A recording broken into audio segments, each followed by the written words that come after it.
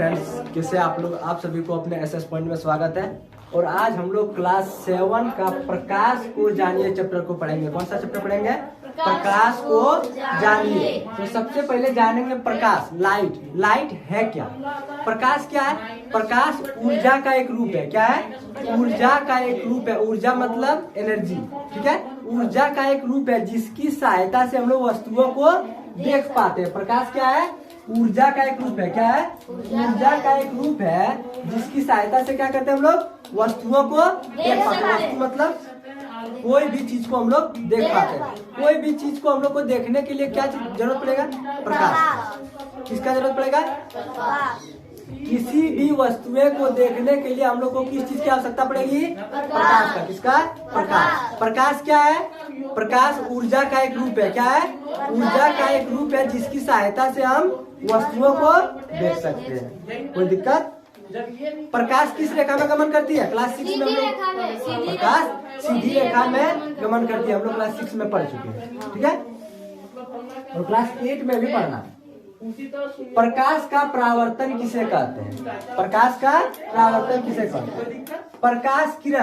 प्रकाश किरण किसी सतह पर आपतित होकर, कोई भी मान लीजिए कि ये एक सतह है, ठीक है। सतह पर आपतित होकर मतलब किरण इस पे गया, ठीक है, गया और दिशा परिवर्तन के कारण वापस लौटने की प्रक्रिया। और यहाँ जैसे ही गया और यहाँ से क्या होगा? प्रकाश जैसे ही मारे हम लोग तो यहाँ से क्या होगा? किसी सतह से लौटेगा। क्या होगा? लौटेगा। और ये लौटने की प्रक्रिया को ही क्या कहते हैं? परावर्तन। समझा? जैसे कि हम लोग शीशा के सामने जाके टॉर्च मारेंगे तो प्रकाश क्या होगा? हम लोग जैसे प्रकाश को शीशे में लाइट को टॉर्च मारे तो क्या होगा? लाइट रिफ्लेक्ट होगा, परावर्तन होकर क्या होगा? फिर से रिवर्स घूम जाएगा। जिस दिशा में गया उसी दिशा में लौट आएगा या नहीं? तो उसी को क्या कहते हैं? परावर्तन। क्या कहते हैं? कोई दिक्कत? गोलीय दर्पण किसे कहते हैं? ऐसे दर्पण जिनका परावर्तक पृष्ठ गोलीय है। कैसा? परावर्तक पृष्ठ जैसे ऐसे है। परावर्तक पृष्ठ कैसा है? इसका गोलीय है। उसे क्या कहते हैं? गोलीय दर्पण। क्या कहेंगे? गोलीय दर्पण। कोई दिक्कत? इसमें कोई दिक्कत? 3 नंबर में नहीं। चौथा नंबर अवतल दर्पण। दर्पण कितने प्रकार के होते हैं? 2। कितने? 2। कौन कौन? अवतल दर्पण, उत्तल दर्पण। कौन कौन दर्पण? अवतल दर्पण, उत्तल दर्पण। अब देखो अवतल दर्पण किसे कहते हैं? हुआ गोलीय दर्पण। गोलीय दर्पण जिनका परावर्तक पृष्ठ अंदर की ओर, किधर? अंदर की ओर, अर्थात गोला, जैसे गोला है ना, गोला के केंद्र की ओर धंसा रहेगा। क्या धंसा रहेगा? जो गोला का केंद्र रहेगा, सेंटर बीच वाला, उस टाइप में ये धंसा हुआ रहेगा। इधर किधर धंसा है? इधर धंसा हुआ है जैसे। तो ये कौन सा दर्पण कहलाएगा? अवतल दर्पण। कौन सा दर्पण? अवतल दर्पण। कोई दिक्कत? या फिर एक लैंग्वेज हम लोग और याद रख सकते हैं कि वैसा गोलीय दर्पण जिसका परावर्तक पृष्ठ अंदर की ओर धंसाव, केंद्र की ओर धंसाव, ठीक है।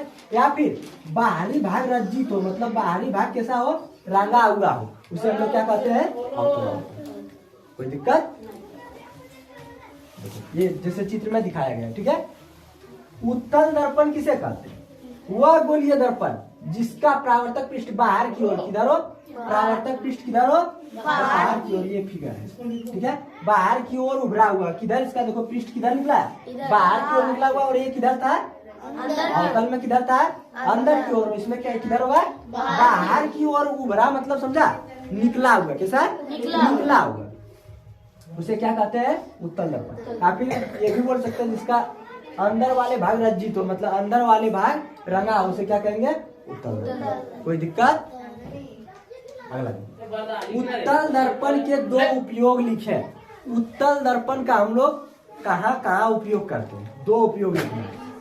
सबसे पहला उत्तल दर्पण का उपयोग मोटर गाड़ियों में पार्श्व दर्पण। मोटर गाड़ी जो बाइक वगैरह मोटर गाड़ियां चलाते हैं, जो हम लोग साइड मिरर मतलब जो पीछे वाले वस्तु को देखने के लिए उपयोग करते हैं। वो जो पीछे वाले मोटरसाइकिल कार में जो लगा हुआ रहता है, हम लोग पीछे देखते हैं, वो कौन सा दर्पण लगा हुआ रहता है? उत्तल दर्पण। कौन सा दर्पण?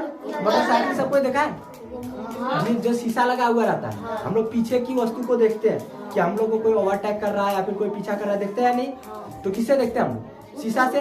वो शीशा कौन सा दर्पण कहलाता है? उत्तल दर्पण। कौन सा दर्पण कहलाता है? कोई दिक्कत? सड़कों में बल्ब के ऊपर परावर्तक के रूप में, सड़क में जो बल्ब लगा हुआ रहता है, 4 लाइनिंग रोड में जो लगा हुआ रहता है, वो कौन सा सतह रहता है? उत्तल दर्पण। कौन सा दर्पण? उत्तल दर्पण लगा हुआ रहता है। कोई दिक्कत? समझ में आ रही है? कोई दिक्कत है? मनिका आ रही है? अगला इधर बॉयज में समझ में आ रहा है? उत्तल दर्पण समझ में आ गया? उत्तल दर्पण। अब देखो अवतल दर्पण के 2 उपयोग लिखे। कौन दर्पण? अवतल दर्पण। अवतल दर्पण उपयोग दंत विशेषज्ञ, दांत का डॉक्टर के पास गया? नहीं गया? जो गया है वहां देखना, जो डॉक्टर दंत विशेषज्ञ, जो दांत का स्पेशलिस्ट डॉक्टर है, वो दांतों को बड़ा प्रतिबिंब देखने के लिए उपयोग करते हैं। दांत, किसी का दांत में कीड़ा उड़ा लग जाता है तो वो देखने के लिए बड़ा, हम लोग मोबाइल में जूम करके देख लेते हैं। वो दांत को जूम नहीं करेंगे, उसके लिए उसका क्या एक यंत्र से देखता है। वो कौन सा दर्पण रहता है? अवतल दर्पण। जिससे उसको क्या होता है, जो साइज वहाँ दांत का, जहाँ पे हम लोग को कुछ देखना है दांत वाले भाग, वो बड़ा साइज में दिखाई देते हैं। किस दर्पण की वजह से? अवतल दर्पण। कौन दर्पण? दांत का डॉक्टर कौन दर्पण का यूज करता है? कोई दिक्कत नहीं। टॉर्च, जो हम लोग टॉर्च जलाते हैं, कार तथा स्कूटर के अग्रदीप, मतलब आगे वाला जो लाइट, आगे वाला जो लाइट में शीशा को लगा हुआ रहता है, वो वाला कौन सा दर्पण रहता है? अवतल दर्पण, जिसको हेडलाइट हम लोग बोलते हैं। बाइक में हेडलाइट, कार में हेडलाइट, टॉर्च में भी जो आगे वाला रहता है उसको क्या बोलते हैं हम लोग? हेडलाइट। उसमें कौन सा दर्पण लगा हुआ रहता है? अवतल दर्पण। कोई दिक्कत नहीं? समझ में आ रहा है? प्रतिबिंब किसे कहते हैं? क्या? प्रतिबिंब। किसी दर्पण, क्या? किसी दर्पण, दर्पण यानी शीशा, लेंस, जो लेंस भी 2 प्रकार के होते हैं, उत्तल लेंस, अवतल लेंस, जो कि हम आगे पढ़ाएंगे। ठीक है? पर उनके सामने रखी वस्तु का दृश्य प्रतिबिंब कहलाता है। कोई दर्पण के सामने, कोई दर्पण अथवा लेंस पर उनके सामने रखी वस्तु का दृश्य प्रतिबिंब कहलाता है। जैसे हम लोग अगर शीशे के सामने जाके बैठ गए तो हम लोग का दृश्य, यानी हम लोग का रूप वहां दिख रहा है ना शीशे में, तो एक क्या बन रहा है? प्रतिबिंब। क्या बन रहा है? प्रतिबिंब। कोई दिक्कत? समझ में आया प्रतिबिंब क्या है? कोई दिक्कत?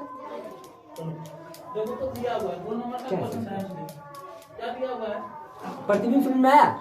अगर हम लोग जाके शीशा के पास बैठ गए तो एक दृश्य बनता है ना, कि वहां हम लोग अपना चेहरा को देखते हैं, तो जो दृश्य बनता है वो क्या बनता है? प्रतिबिंब। क्या बनता है?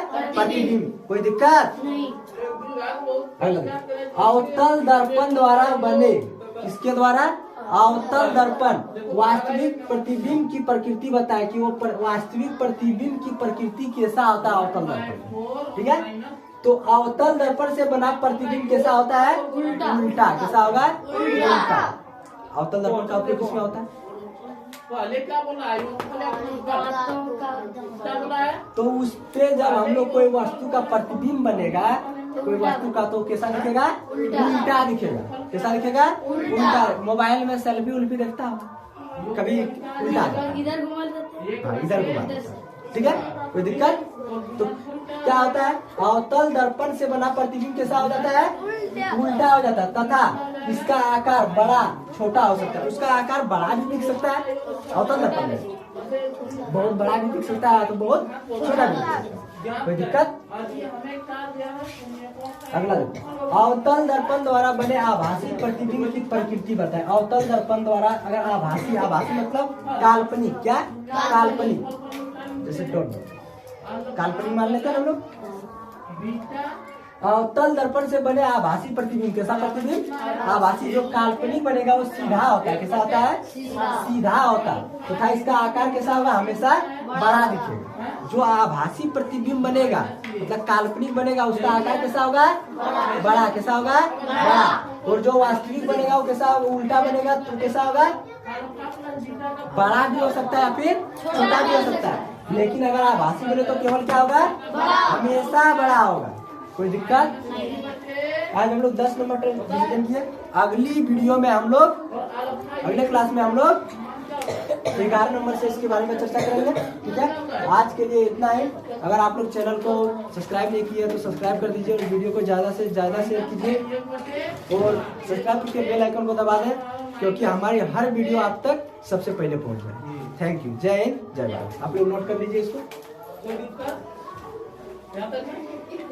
और गुणनफल क्या है, तो यहाँ पे ध्यान से देखो, ये किसके बराबर है, डी के बराबर, और माइनस है तो माइनस में आ जाएगा।